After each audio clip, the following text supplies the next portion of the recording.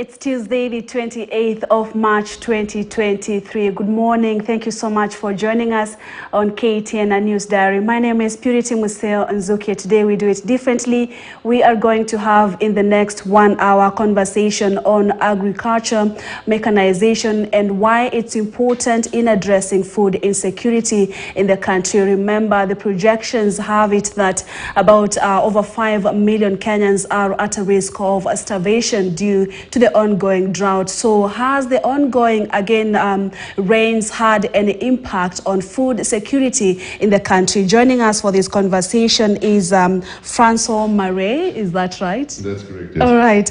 He's the CEO of Steel. Maybe you'll begin by telling us more about Steel and what you do as far as agriculture mechanization is concerned. And welcome to the program first. Thanks for having me, Purity. So Steel is a company that was started in 1927 in Germany in a small town, Weiblingen, by a gentleman by the name of Andreas Steel.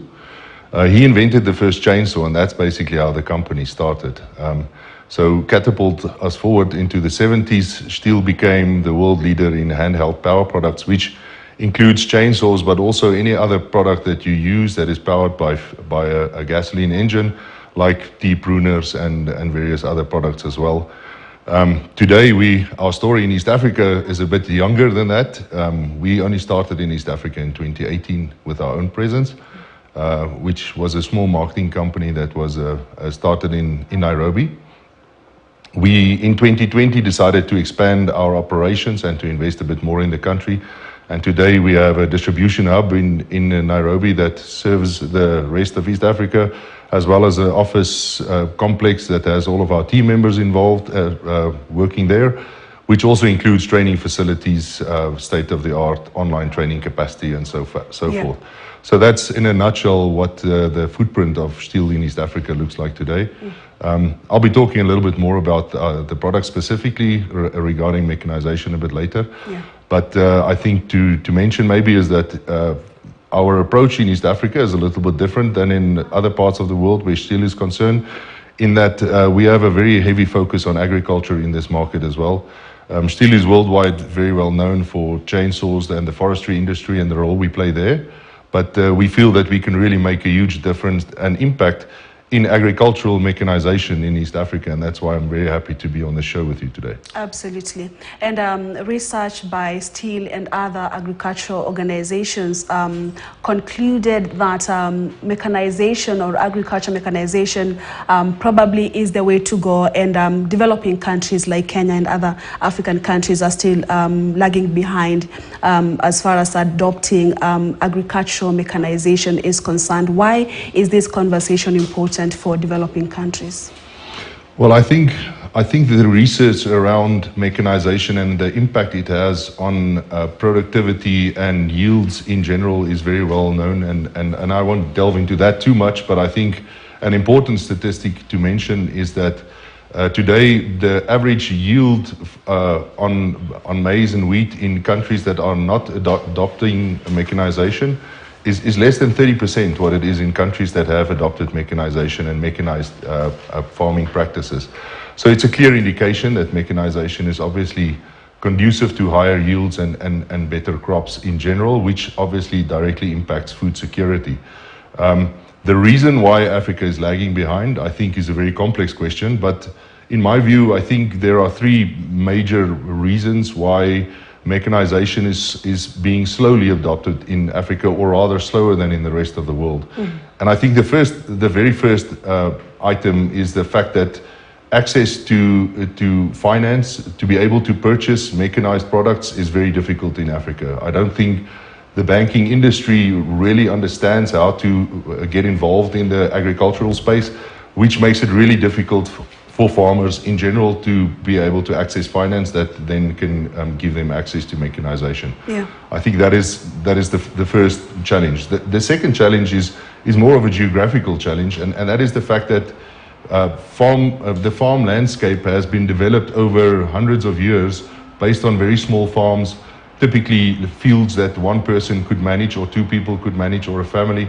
So the infrastructure, the physical layout of the agricultural space is not conducive to mechanization in most African countries. So you have small patches of land, and those are typically not conducive to bigger machinery that would mechanize it more efficiently. And I think the third reason is one that is maybe not so well spoken about and documented, and I've even seen that in my own research in trying to figure out how many farmers are actually in this country. And that's the social impact of mechanization. So as we know, mechanization means better efficiency. It means that work that was done by 100 people before can now be done by one person with the right tool. And the social impact of that is what happens to the other 99 people that were farmers yesterday, but today they are replaced by a piece of machinery. And I think that is the challenge that kind of creates a double-edged sword when it comes to mechanization in Africa. Because as long as there is nowhere for those people to go, another job for them to do, or another part of the economy that they can be active in, they will remain farmers because that's the only job that is available to them. And I think that is where Stihl, with our approach, has a bit of a different view than a lot of other companies. Because in a nutshell, what we are trying to do is we are trying to lower the barrier to mechanization. In other words, making it cheaper for people to get access to mechanized products that will give them the increased yields that we know is conducive to mechanization. Yeah, and the president is very passionate about agriculture, but again, challenges such as climate change are really a hindrance to agricultural activities in the country, not just in the country, but around the world. So how can countries navigate this? Yeah, I think if I had that answer, I would probably be richer than Elon Musk because it's a really complex answer. But I think there are ways to making industries a little bit more robust. And today, that is probably the best way to tackle the impact of any climate event on our country. An example of creating a more robust environment would be, for instance, with the drought that we are currently experiencing and the massive impact it is having on agriculture, but all other industries as well throughout the Kenyan economy and the greater East African region, is to increase our capacity for water storage, for instance. So today, most of the rainwater that we've just received is running off into the sea, and that is not being utilized efficiently by anybody. So that would be an example of how you can create a more robust environment where we have better access to water throughout the year and even throughout the drier periods. Other examples would be to create an environment where the government supports farmers through these periods. So if you look at Kenya's history with subsidies, there has been cases where we are subsidized for inputs and things like that. But unfortunately, this has been done very piecemeal, and it doesn't have a sustainable impact on the industry. So this is unfortunately a place where government has to play a bigger role and take a leading role in supporting farmers when things get tough. Because one thing that we know for sure is that climate change or the impacts on the environment will probably have the first impact in agriculture, but that has a knock-on effect into the rest of the economy of a country, and especially in a country like Kenya, where more than 30% of our GDP relies on agriculture. It is important that investment from the government sector as well as private needs to go into creating a more robust environment for us to operate in. And talking about farmers and climate change, currently we are experiencing at least rains in this country. And most people are of the opinion that this could be a solution because we've all been waiting for the rains, and farmers are now cultivating their lands. Do you think that it's going to eradicate the impact of drought, especially, that has been projected to affect at least over 5 million Kenyans? Unfortunately, Purity, I don't think so. And the reason for that is that, and the unfortunate thing about rain is I think it's a very visual experience. You see the rains fall, everything is nice, and all of a sudden the grass is green. And we think that all of our water woes are a thing of the past and that the problems are solved. But unfortunately, especially in Kenya, where we've experienced an extreme drought, the underwater resources of this country is very depleted. And we know that because before the rains came, most boreholes were drying up throughout Nairobi and surrounds. And this means that even the groundwater is depleted. Now, A little bit of rain like we've had so far is extremely welcome, and we will never say no thank you to it. But it is not enough to fill these underwater resources again. So people that are 100% reliant on borehole water will not have enough to carry them till the next rainy season. Therefore, we must not think that because the grass is now green for a few weeks that we now have abundant water resources again and that we can waste it like we were before, because unfortunately our water resources are still under severe pressure. And like I said earlier, I do not believe that we have enough water storage capacity in this country to carry us through a prolonged drought like we've been experiencing. Yeah, and let's now talk about agriculture mechanization by starting with the basics, defining what mechanization is and how is it different from the traditional methods of farming. Well, like we said earlier, most people in East Africa still relies on a djembe and an ox plow and so forth, and that is the traditional way of farming or how it is classified. Mechanization is really any process or procedure that is applied through a machine that replaces certain functions that would previously have been done by manual labor. So in other words, a tractor and a disc plow is a very popular machine in East Africa that is used by contractors and bigger farmers to plow their lands.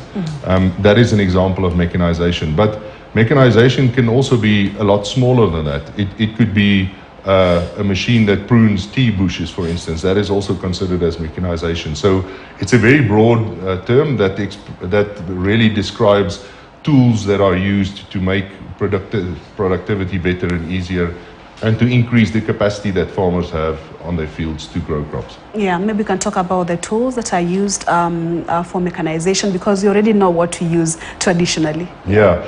So in our environment, in Steel's range of products, what we have done is we've looked at how can we make farmers more productive without having to consolidate them into groups in order to afford the mechanization that will create the food security that you were talking about earlier.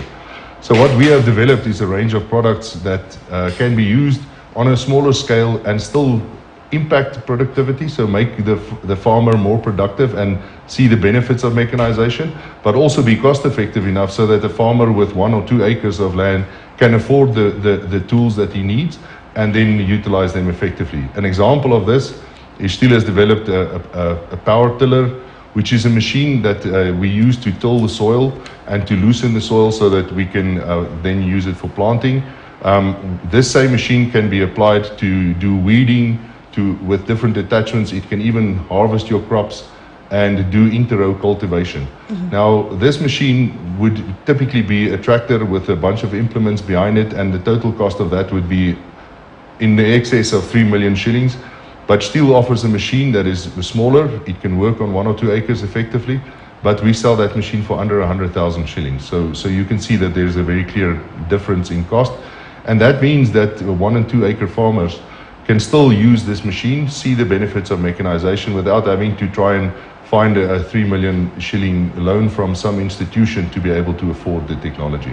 That is an example of our philosophy and how Steel is trying to make a positive impact on mechanization. Yeah, maybe you can expound on how you're supporting farmers, because it's an expensive affair. Transitioning from the traditional way of farming to the modern, that mechanization, purchasing this equipment is not cost effective. Yeah, Purity, I think the first thing is that there's obviously always a mental barrier to change, and changing from a djembe to a machine that is now powered by fuel and so forth. I think there lies the first challenge, and how we are supporting our farmers, we have a twofold approach. So except for just bringing products into the country and trying to sell them to somebody, Steel's approach is to create an environment in which people can learn how to use our machines, but then also how to look after them. So we are setting up a dealer network throughout Kenya, and today this dealer network already consists of over 30 dealers throughout the country that are trained and qualified to fix these machines and repair them, to make sure that they keep on running and keep on producing for our customers. But secondly, our approach is to go out ourselves and to train people on, first of all, how to operate the machines, but then how to be economically effective with them so that they actually have a positive impact on your overall productivity and therefore your financial situation. And we have a team of dedicated trainers that go around the country permanently, and they train farmers on how to adopt mechanization. And like I said, because the barrier to mechanization through steel products are lower, it means that more farmers can adopt the technology. And that is how we are trying to move the needle, so to say, on mechanization on a smaller scale than just a tractor and a disc plow. Yeah, and then, so why is the adaptation of mechanization or the modern technology as far as agriculture or farming is concerned still a major challenge, and not just for Kenya, but other developing country? Yeah. Yeah, I think because most people think mechanization starts with a tractor and an implement behind it. Yeah. The barrier is massive to that, and the barrier I'm talking about is the barrier to finance. You can imagine that most farmers that farm on 2 to 5 acres do not have the financial means to go and purchase a 3 million shilling piece of equipment outright. So they need financial support to do that, either through a bank or a financial institution of some kind, a SACCO or so forth. So, and this even then is difficult for financial institutions, understandably, to give these farmers finance, because there is no security. They don't know that they will be able to repay these loans. So that is a huge barrier, and it means that people cannot access mechanization, even though it's there, even though they know it works, even though they know it will change their lives. To take the first step into getting finance for it is really the most difficult part. I strongly believe that especially in Kenya, where people adopt technology easily, we know how mobile money and all of these things have exploded across East Africa, and that shows that Kenyans are very open to new technology. So I do not believe that the resistance to technology is the barrier. I think it's just the how. How do you get your hands on a piece of mechanization that will improve your agricultural output? And also, if for instance any farmer would not require any form of training to use a djembe, so how easy is it to use some of these technological equipment that you have? Yeah. Well, first of all, I think I would probably not be very good using a djembe. I might need some training, but yeah, in terms of our machines, any mechanized machine will be more complex than a djembe, and I think that is understood, and I don't think that is an illusion that anybody lives under. But looking at Kenya specifically, you know, how people adopt to technology and how eager Kenyans are to learn, we have not seen any resistance in that field. So where we train people, they pick up how to use these machines very quickly, and very fast they become more efficient at it than we are, because they understand how the machine works. I do believe that it's, like I said, a bit more complex to use and to use efficiently than you would traditional tools, but I do not believe that that is a serious barrier, not as much as access to finance is, like I've mentioned. Yeah, and so how can agriculture mechanization then help to enhance food security here in Kenya? Well, I think, like I said earlier, we know that mechanization enhances your output, and a couple of the reasons why it enhances output is, first of all, the time for operations becomes decreased. So, in other words, a farmer that would not be able to farm 2 crops a season on his land will now be able to do that more easily. Also, when it comes to harvesting, if you are mechanized, then you can harvest your crop faster, which means that you are not subject to rains and things like that can reduce the quality of your crops. So in that sense, mechanization improves your operation, and then by doing that, your yield is increased, which then means that you can sell your crop more efficiently and for more money. And on that point, an interesting statistic in East Africa, and specifically in Kenya, is that today 60% of all crops that is grown in Kenya is consumed by the grower. Yeah. It means that 60% of all maize, all wheat, everything that we grow is eaten by the farmers that grow them, which means that only 40% of that can be sent to market for the rest of the people that are not farmers and the people that live in the cities and so forth.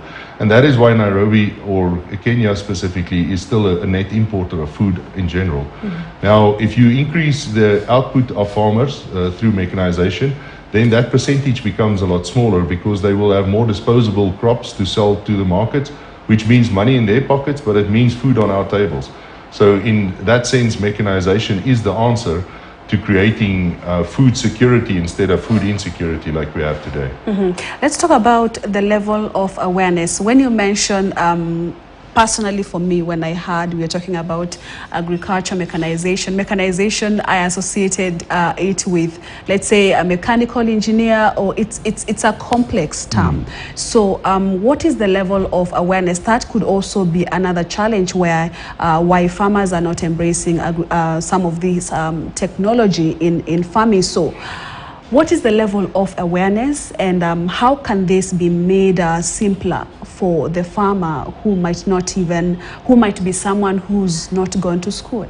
Yeah, I think something that's quite unique about Kenya is that social media and the role it plays in education has almost become an institution. So a lot of people watch videos on practices and how other farmers do things, and that's how they learn, and that's how they get exposed to newer technology. In the case of mechanization, I know the word sounds a bit daunting, and it sounds like this big difficult thing to understand. But like I said, mechanization is actually a very broad term, and it doesn't just speak to big combines with a million moving parts and big tractors that runs on technology and that type of thing. It also includes handheld tools that make a specific mundane task more easy and more efficient. So technology in general is a broad term, and some of it is difficult to learn. To drive a combine, for instance, is much more difficult than to drive a tractor. But if you drive around the Kenyan landscape, and every little town you go through, you'll see a place where people repair tractors, a place where the contractors park to be contracted to do land and field prep. So I think the adoption of technology has already happened. And I think, like I said earlier, I think people are very happy to embrace it. I don't think there's a huge barrier to that. I think farmers are also a lot more informed than a lot of people think. They think, the guys are out in the rural areas and they don't get exposed to all of the advances. But there are brilliant institutions in Kenya that work really hard to inform farmers on best practices and on all of the new technology that is available. Again, unfortunately, we come back to the same old problem of adopting these technologies cost money, and that's where we see the real barrier to mechanization. Yeah, and maybe you can work with an example to help farmers transition from the traditional to the modern, which involves mechanization. For instance, instead of a djembe, what can a farmer use? So I will talk again about our flagship product, which is the steel tiller. It's called the MH710. And to give you an example, this machine is used by one person, and it will till 1 acre field in 4 hours. So you can imagine with a djembe that would take days. And the big problem is that if you have small window periods where the rains and the soil moisture is right, and you need to now till your land, if it's going to take you days to do that, you will just not be efficient. With our steel tiller, you can do that job in 4 hours. And you will not even use 4 liters of fuel. So the input cost is very low. It makes you very fast and efficient, and you can act very quickly. If you had to use 4 or 5 people in the past to till your land, now one person can do it in 4 hours. So that is an example where technology replaces the traditional tools, and it makes you extremely efficient. This same tool can then be used to weed your crops in between, when it's growing. And ultimately, when it comes to harvest time, you fit another attachment to it, and it turns into a harvester which harvests your crop for you. So this is one machine. It's not even 100,000 shillings, and it replaces a whole bunch of tasks on your farm, which doesn't mean that you now are not a farmer anymore. It just means you're a more efficient farmer, and that your yields and crops will increase because you have used mechanization, which is proven to increase yield. And maybe with examples, because developing countries are much affected in the adaptation, as far as adaptation of mechanization is concerned. Probably, which countries would you say they are doing better with this technology? A good example that I visited recently is I went to India, and the success factors in India that have really catapulted food security is the fact that the government became involved. So the government has a subsidy program in India that allows farmers to purchase mechanization through accredited dealer networks and with accredited support and backup support afterwards.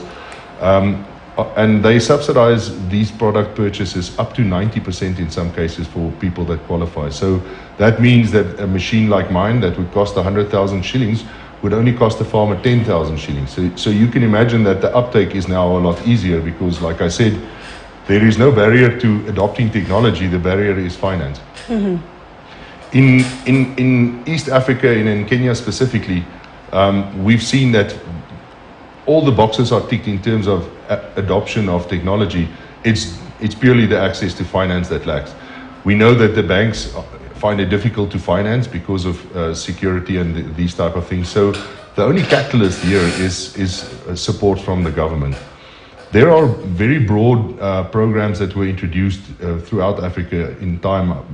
Thinking about the Maputo Declaration that was signed by all African Union leaders in 2003, said that all countries would allocate 10% of their budget to agricultural development, with the aim of growing agriculture by 6% per annum. Mm-hmm. To date, only 13 countries in Africa have achieved that. So even though we know what we need to do, it seems like we are not getting around to doing it. Yeah. And that is the challenge. I believe that only our governments can really help us unlock mechanization and create the food security that we know is available and locked up in the land today. Mm-hmm. And looking at the East African community where you actually are, where would you place us, Kenya as a country as far as adaptation of agriculture mechanization, and this involves government's support as well, is concerned? Where are we? Are we seeing other countries probably ahead of us? Unfortunately, where government involvement is concerned, I would say that most African countries lack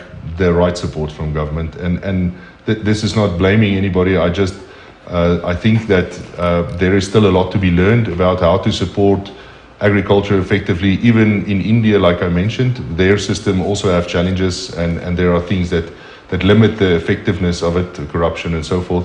And I think that's probably why in Africa we haven't embraced our full potential yet in terms of how governments can support agriculture. Placing Kenya on a scoreboard is maybe dangerous, but I must say it's that good we know. I must say that Kenya is, if you just look at numbers in terms of tractor sales, for instance, outside of South Africa, Kenya is the second biggest market in Africa that sells the most tractors. So if that was a gauge, then you would have to argue that Kenya's adaptation of mechanization is also the second best in Africa. Whether that is a true gauge, I suppose, is debatable.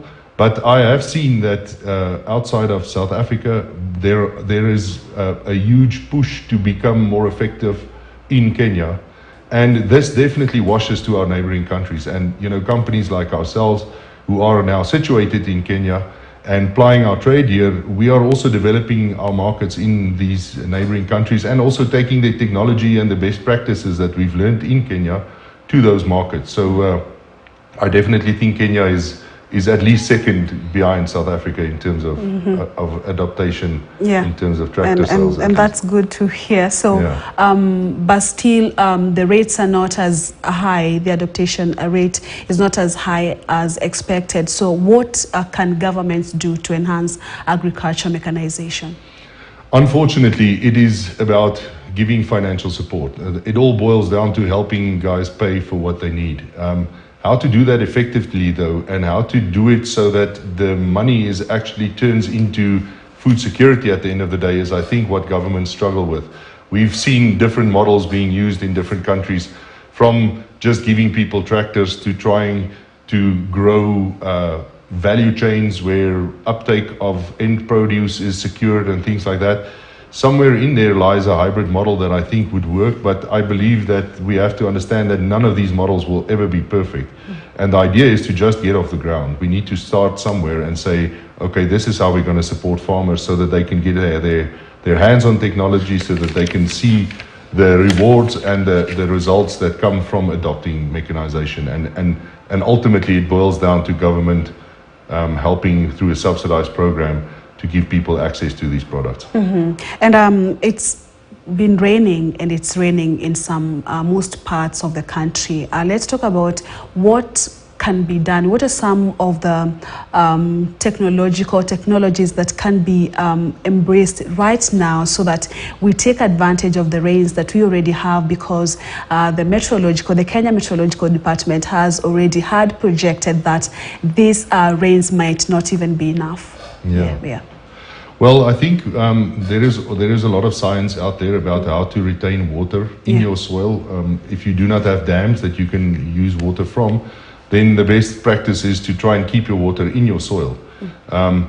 One of the least effective ways of doing that is by plowing your fields. And in Africa, we are still very in love with the plow. We believe that that is the only solution and that's how you farm. But it is proven throughout the world that it is not good for microbial growth in your soils. It's not good for water retention, because the moment you break the soil, then the water evaporates. So even though I do not think that zero-till is the be-all and end-all solution to specifically water retention, I do believe that it has merits especially in areas where you have less reliable water or rains like we currently are experiencing. And I believe that that is something that people should be looking into, is how to retain water in their soils so that the water is available for the plants when they need to grow. I do think that in future it's going to become increasingly important to be able to do what you need to do exactly when you need to do it. And what I'm referring to there is when you need to till your land because there's a moisture available and you need to plant in 2 days' time, you need to be able to do that and not take 5 days with a djembe just to be able to till the soil. That is going to become important, because the shorter you make those periods of starting land prep to having seeds in the ground, the more water is retained and the more water is available for the plant. So that is another example of how mechanization can support, even in more arid areas, to be more effective in maintaining or retaining the water resources that you have available to you. And talking about plowing, and that's what we've grown up seeing and even doing, because you don't want to grow your crops and they are competing with the weeds in your fields. So what are the best ways of doing this? Because you said it really affects water retention in the soil. We want to retain as much as possible because the rains are predicted to be minimal this time. Correct. Yeah. So there are basically two ways of managing weeds, and the first one is through herbicides. So that is the chemical approach. The second approach is obviously mechanized, and there a djembe is often used. A tiller like ours is another solution. Tractors with drawn tillers behind them is how farmers try and manage weeds. I think at the beginning of the season, when your fields have been fallow and you have to work them, it is important to keep the period from when you start working in the soil till when you plant as short as possible, because every day that the soil is exposed without any cover crop or without any cover, you see water evaporation, and the best idea or the best plan should be to minimize that period of time. In terms of during the growing season, how to manage weeds, I would say it depends on the situation, the crop, where you are. Sometimes herbicides is a good solution. I know that a lot of people think that herbicides is evil and that they are bad for the environment. And to a degree, that is 100% accurate if it is used inefficiently or ineffectively. But there are herbicides that have been proven to be environmentally neutral and just tackles the weeds that they target. So I think, again, education makes you more efficient at these things, and I think using the right tools that work in your environment. For some people it might be mechanization, so using a tiller and weeding that way, and for some other people it might be herbicides, and I think it's important that you do the work, test the different theories to see which one works best for you. Yeah, and so as a country, or even as a community, East African community, do we have any policies in place to support or enhance agriculture mechanization? And if not, then how should they be like? That's again one of those really difficult questions to answer. Unfortunately today there are no broad policies in place that support agriculture in all of its facets and sectors.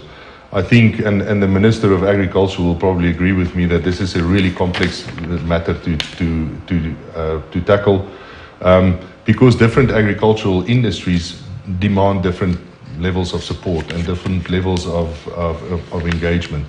I think in general we know what is the biggest limiting factor to mechanization, and that is maybe the cost of finance, but some might also argue the fact that people have these small plots of land they don't want to sell, and every time a generation passes the plots get divided into smaller and smaller pieces. That is probably also a huge barrier to mechanization. As I said, that is not conducive to it. But I do think that is a smaller problem currently than just access to funds to be able to purchase the tools that you need. What that tool should look like, how the government should be involved, is something that I cannot answer, because it will definitely depend on what department or what area of agriculture you are trying to support. Like I said, the flower people might need different support than the cattle people and so forth.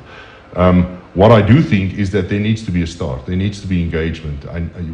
I would love to see government engaging with role players like ourselves to say, okay, let's start the conversation and see what this plan should look like and how do we think we should get going with it. I would really like to see more talk around that. And the willingness to then back that up with an actual program that works. Yeah, and so let's talk about the areas that still is impacting. How are your products impacting agriculture mechanization in Kenya? I think, Purity, like I said earlier, our approach is, instead of putting thousands of tractors in the field and effectively taking a lot of people out of their work, we are saying, well, let's get each farmer the tools they need so that they can stay on their fields but be more efficient and more effective. That is our approach. So the way we are impacting the market is by reducing the barrier, like I said, to mechanization, by making it more affordable. With 100,000 shillings you can purchase a machine that will do various tasks on your farm and already show you the benefits of mechanization. But it means that you don't have to now partner with 10 other farmers to try and buy a tractor. You can buy that machine yourself, use it efficiently, and see the benefits that mechanization brings in terms of yield and so forth.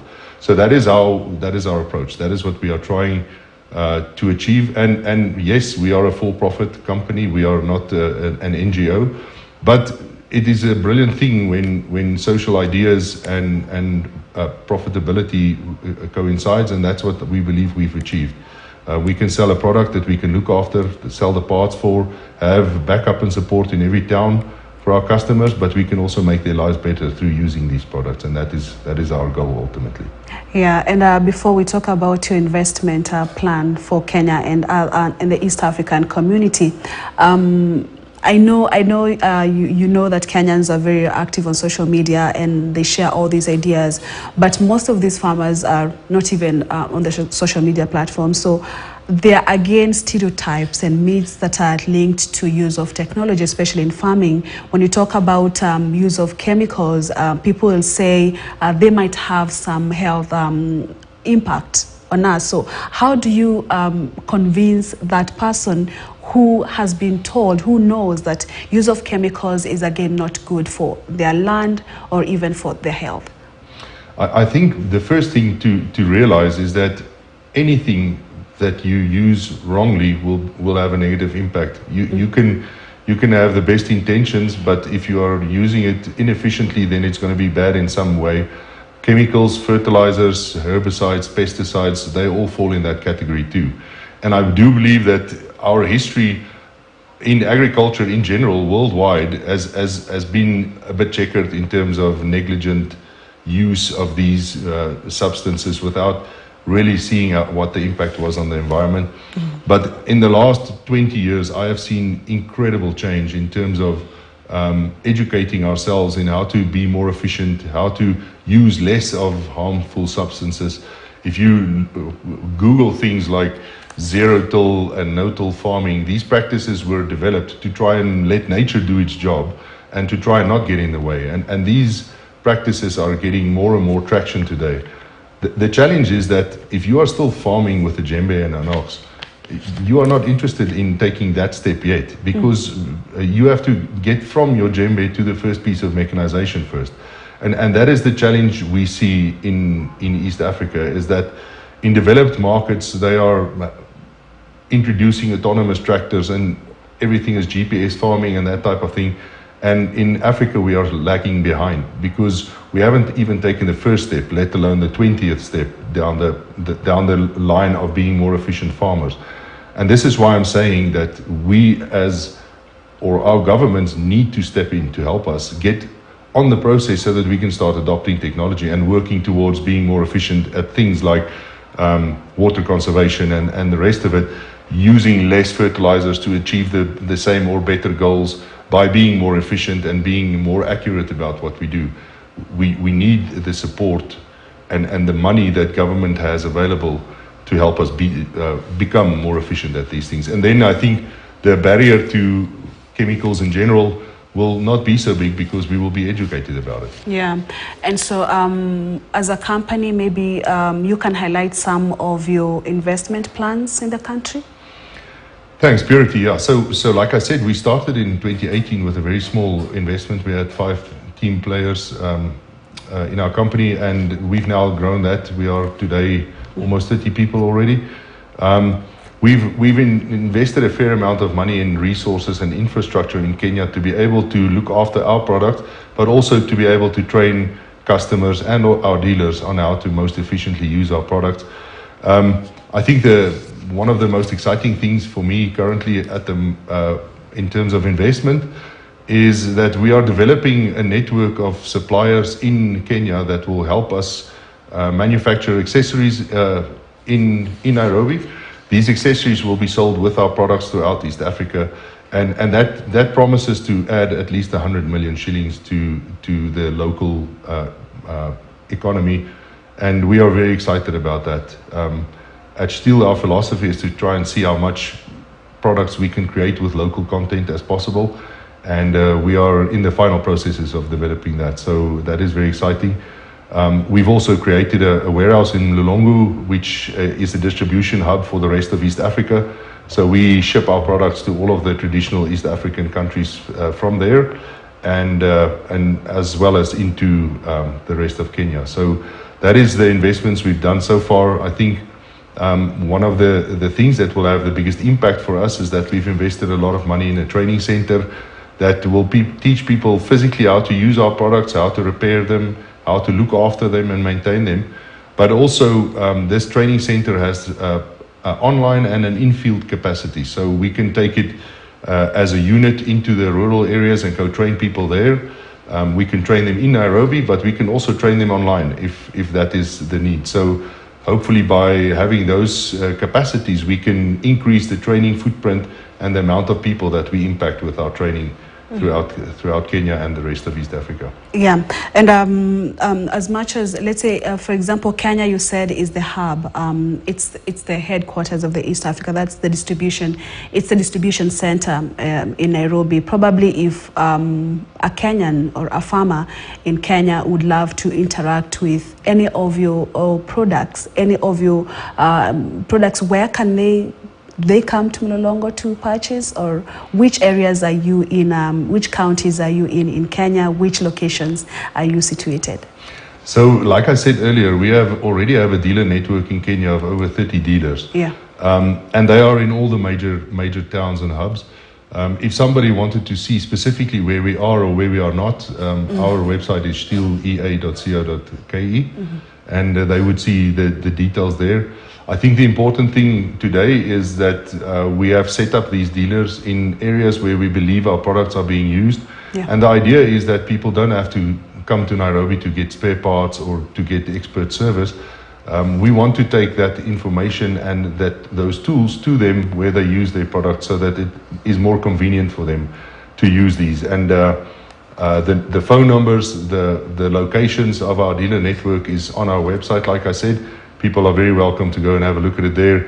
We also have a Instagram, Twitter, and Facebook page where people can follow us to see what we are up to, where we are going, and where they can get the support they need for the products. Yeah, and so do you have any plans maybe to enter other regions in the East African community so that you don't have to do the distribution from Kenya? I know it's to our advantage, yes, but do you have such plans?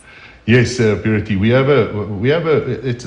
don't want to say it's a 5-year plan. We are trying to establish a dealer network in the whole of East Africa within the shortest period of time.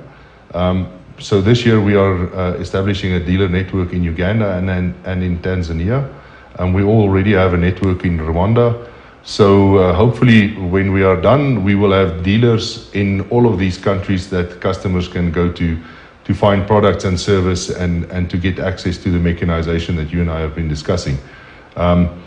The speed of this is very much determined by the local factors that apply to any business in these regions in terms of elections, climate, and everything else. But we are working as hard as we can to establish these networks in all of the neighboring countries too. And let's talk about your entry into the Kenyan market. Maybe what are some of the challenges that you, apart from the financial aspect, because these equipment are not cheap. So what are some of the challenges that you're encountering while trying to implement this or trying to bring out this agenda that, you know what, you need to transition from the tradition to now the modern way of agriculture? Yeah. I think one of our biggest challenges is that people think, like you said, if you see a machine standing over there, you think it's going to be expensive. Yeah. So sometimes you don't even ask the question. You just pass it by and think that it will not work for you.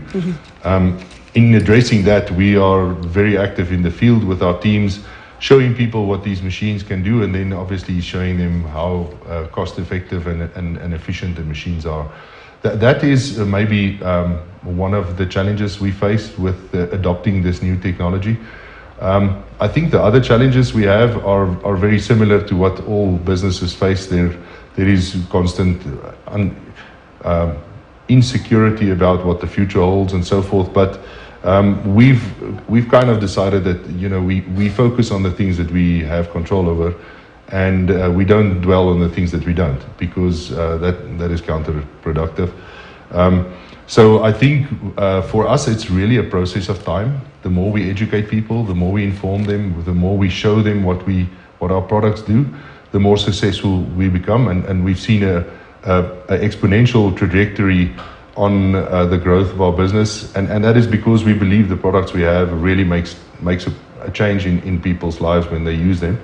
So maybe in that sense, our biggest challenge is just the time to show people what we have. Our products by nature, because we work with nature, is very reliant or I would say conducive to good weather conditions. So if it doesn't rain, if there's a drought, nothing grows, nothing needs to be managed and maintained.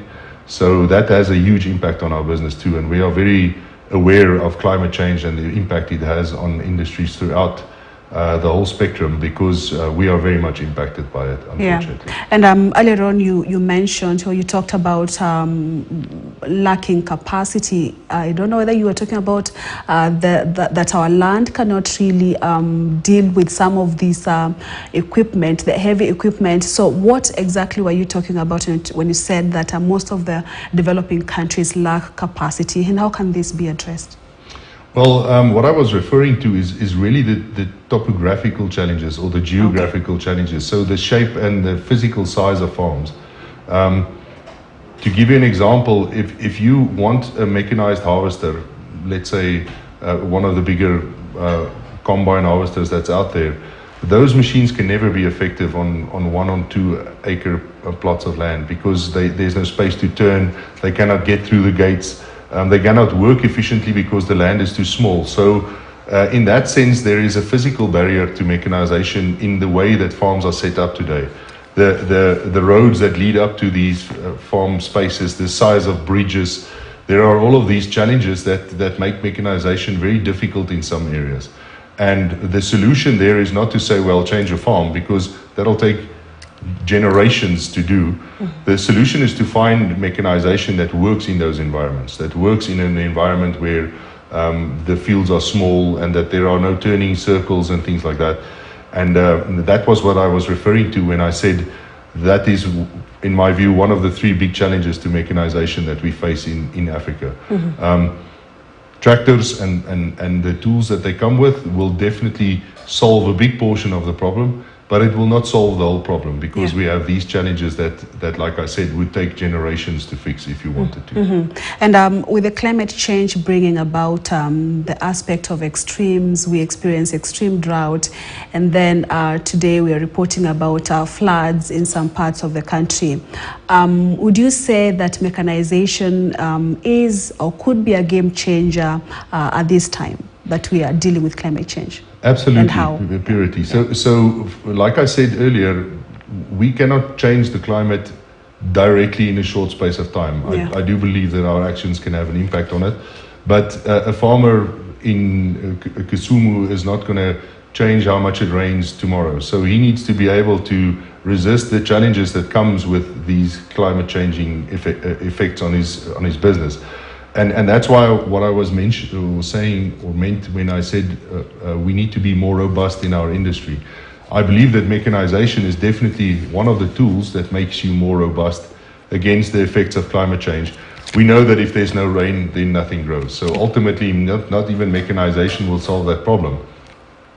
But when it does rain, and when there are resources, mechanization helps you to be more efficient at utilizing those resources. By working faster, you have less evaporation, so you have more moisture in the ground for your seeds to grow. That is a direct example of mechanization helping you being more robust. So the traditional way of working slowly, taking time, unfortunately with the climate as it is today, the uncertainty about whether there will be enough rain or not, you need to be faster to react. And that is not just in agriculture. I think that is in all industries across the board. People are using words like being future fit and being more resilient by being more adaptive and being faster to act and faster to react. These are terms that are being used more and more these days. And the reason for that is that there are a lot of things changing and happening that we don't have control over and that we cannot even plan for. So you need to, the moment the risk is on the horizon, you need to be able to act to it. And I believe mechanization is one of the tools in agriculture that helps you to adapt faster, to act faster to the conditions that you face or find yourself in. And even though I do not believe it's the ultimate solution to everything, it is a very big portion of being more resilient to the impacts of climate change, for sure. And so we cannot address climate change in a fortnight, you said. So, but again, we see people affected by the effects of climate change. Drought, we talk about malnutrition. And most of the time, the response involves relief food, distribution of relief food, which is not sustainable and it's never enough. So what are some of the coping mechanisms? Because food security is a big issue globally. I agree with you, Purity, and I'm also not a huge fan of just relief programs as a solution to the problem. I believe a solution is to create resilience first. And you know, there was a period of time in the corporate world where everybody was offshoring various activities and systems, processes, manufacturing and so forth, because it made them more financially efficient. And today we are seeing almost a reverse effect where there is a lot of onshoring happening, where people are saying, well, I need more control over my supply chain so that I can be resilient to all of these impacts like COVID and everything else that happened. I believe in food security, that is probably the most important, to have an onshoring approach, because if you have the food in your hand, that's way better than shipping it from somewhere else, because somewhere else might need that food tomorrow and then they don't ship it to you. Therefore, food security in our country, in Kenya and in East Africa, is absolutely critical in making us less reliant on handouts and relief programs and things like that, so that if these disasters do come around, we can be ready to deal with them. I think that the East African community is a really great concept, and if we can make it work efficiently, then we have a host of East African countries looking after each other. So in other words, if Kenya is impacted by drought, then Tanzania, Uganda, Rwanda, Burundi can step in and support us, and vice versa. And I believe in that sense, it would be great if we can get that working. But first of all, we need to produce the food. And to be able to do that, mechanization, like we said, is one of the biggest tools that we need. unfortunately, we need the government to help us with this. Yeah, all right. Francois Mare, CEO Still, thank you so much for making time for us. We've come to the end of our show this morning. Thanks, Purity. Thanks for having me. All right, and that's it for our conversation this morning. Thank you for watching. I'll take a short breather. I'll be back with the News Center. Keep watching KTN News.